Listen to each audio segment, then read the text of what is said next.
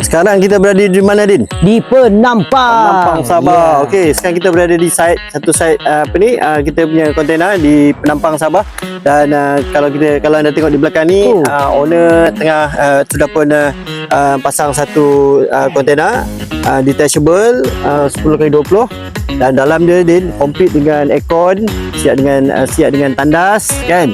Dan atasnya tengok yang sebelah atas pun kita punya pelanggan siap tambah lagi, ada roof dan juga buat rooftop kat atas tu siap dengan bumbung lagi, kan? Jadi kalau kita nak tengok, kita tengok dalam dia. Mari. Jom. Kita kami jom. Apa kata kalau kita tengok dalam dia, Din? Mari jom Kita tengok. buka. Wah. Oh, mantap. Kau tengok siap dengan wiring. Siap dengan aircon. Kita tengok lantai dia macam mana. Tengok cantik Cantik. Oh, ada toilet sikit ni. Ada toilet. Mantap. Sini pun ada satu pintu lagi ni extra. Oh, best. Mari kita tengok. Oh, siap dengan toilet. Tapi lampu belum pasang lagi, kan? Tengok. Oh, ni dia. Mantap. Terbaik lah. Tengok. Macam ni lah, guys. Macam ni lah, Din. Ya. Ini satu unit tau. Satu unit detachable. Pelanggan kita pasang, siap aircon, kita bagi pengantaran percuma seluruh Sabah. Okey. Dan yang ni pelanggan kita tambah lagi di atas. Dia letak dia tambah lagi rooftop dan siap ada bumbung. Betul ada di atas. Jom kita tengok. Kita tengok. Tapi cat masih belum kering. Kita tengok di bawah. Cat dia belum kering. Nanti kita tengok dari bawah. Mari, jom. Din, sekarang kita tengok dari sini, Din. Tengok. Tengok daripada sini pun memang daripada bawah pun nampak cantik. Kan? Sekarang ni kalau kau tengok ini ada satu pintu ekstra, kan? Ini pintu ekstra ni kita pun bagi percuma. Ini pintu kali sapi tau. Dengan tingkap satu sebelah tu. Itu kita bagi percuma juga. Alright. So sebelah atas kalau kita nak tengok, kita kena naik atas. Okey, kita kena naik atas.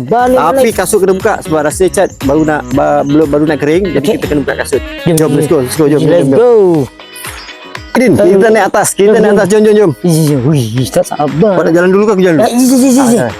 Lekat Marilah. Oh, mantap lah. Tengok daripada sini nampak cantik. Best betul lah.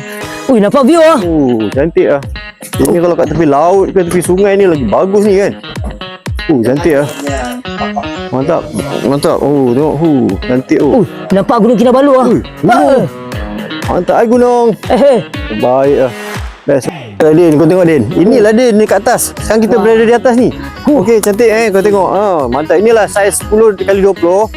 Dia punya saiz kontena tu. Kat atas dia pun ikut 10x20 siap ada bumbung. Kan? Mari kita tengok. Jom kita tengok. Nampak cantik pemandangan. Kita tengok, Din. Mantap lah. Baik. Sini boleh buat aktiviti, kan? Boleh buat aktiviti ni. Apa nak tak kursi pun boleh. Healing, barbecue. Mantap. Terbaik. Baiklah. Mantap Asyik Haidar. The best. Kepada korang semua yang nak mendapatkan khidmat kami di Asyik Haidar, korang boleh datang ke pejabat cawangan kami kalau di Kota Kinabalu di Jalan Papan Lama. Jam berapa, Din? Jam 9 pagi sehingga jam 5.30 petang. Okey, kalau di Kuala Lumpur anda boleh cari kami di Jalan Deseminang, Greenwood. Okey, mantap. Mari.